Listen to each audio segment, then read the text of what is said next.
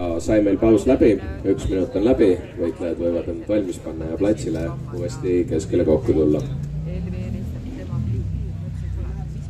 Nii. Tundub, et Martin on valmis, Vitautas nüüd ka ja saame alustada round number 2. Nii, ja Vitautas läheb jälle oma trademark jalalöökide peale ja tundub, et päris hästi läheb sellega on talguses. Samas see on alla ja teeb ka päris palju häid lööke.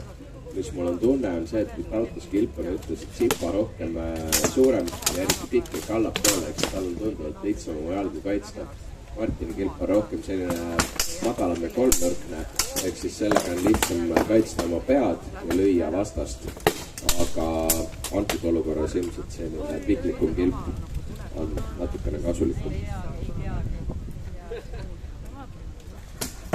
Nii, ja siin Martin alustab uuesti väikse rünnakuga, aga on tunne, et on Sipa väsinud. Vitautas samast tundub vähem väsinud, suudab siin rohkem täpseid lööke uuesti teha.